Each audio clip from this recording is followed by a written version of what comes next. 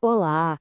Já pararam para pensar que o segredo para uma comunicação, assim, realmente poderosa, pode estar escondido nas palavras mais simples que a gente usa todo dia?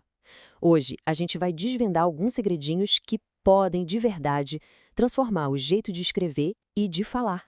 E a nossa ideia é justamente essa aqui: provar que não precisa usar palavra difícil, rebuscada, para se expressar bem. A mágica de verdade está em dominar o básico, sabe? Em transformar o simples em algo, nossa, incrivelmente poderoso. Então, bora mergulhar nisso.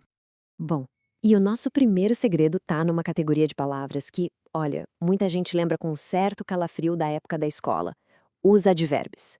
Mas vamos deixar de lado as regras complicadas por um instante e pensar neles como os verdadeiros diretores de cena das nossas frases. E essa analogia aqui é simplesmente genial. Pensa só: o verbo, que é a ação da frase, é o nosso ator principal. O advérbio, então, é o diretor, que chega e fala pro ator como a cena tem que ser.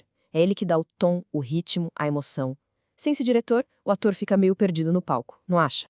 Para a gente entender melhor esses diretores, dá para organizar eles em times. O primeiro é o time do tempo, que responde à pergunta quando. Palavrinhas como ontem, sempre ou nunca definem a linha do tempo da ação. E do lado a gente tem o time do lugar, que bota a cena no mapa respondendo onde. É aí que entram o aqui, o lá, o perto.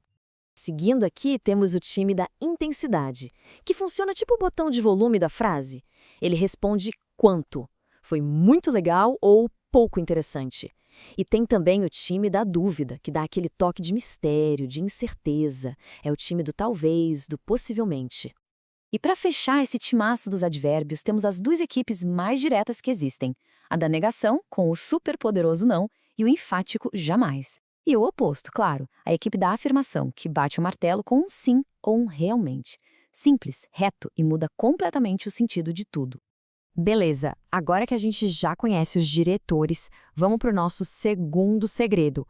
Um duelo clássico que, nossa, confunde muita, mas muita gente. De um lado, mais. Do outro, mais.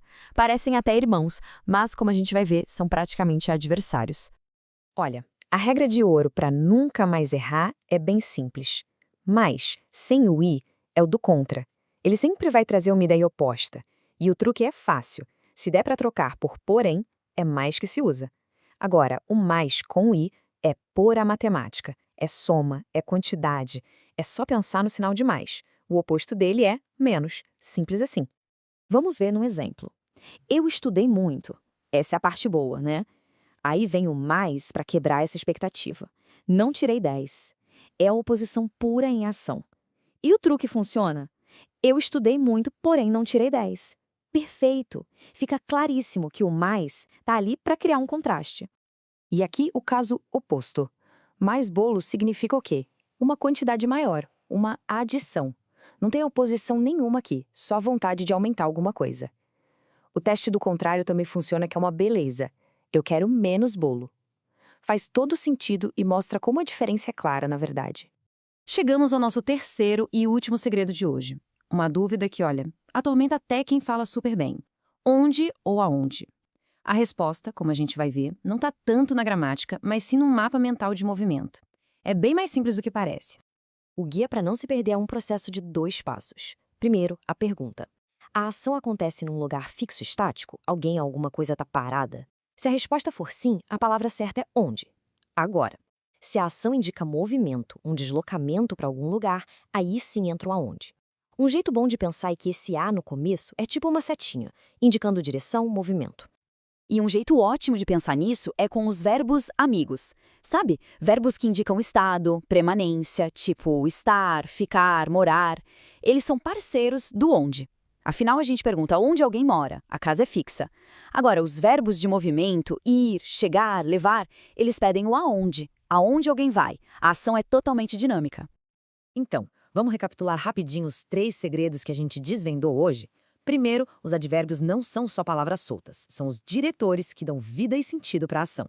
Segundo, mas é oposição, sinônimo de porém. Jamais é quantidade, o oposto de menos. E terceiro, onde é para lugar fixo e aonde é para indicar movimento. E com isso a gente chega ao fim. A grande lição, eu acho, é que a clareza e a força da nossa comunicação muitas vezes moram nos detalhes, nessas palavrinhas. E fica aqui uma pergunta para a gente pensar. Que outras palavras simples, quando usadas do jeito certo, têm esse poder de mudar completamente o sentido de uma frase? A língua portuguesa está cheia desses pequenos gigantes. Vale a pena ficar de olho neles.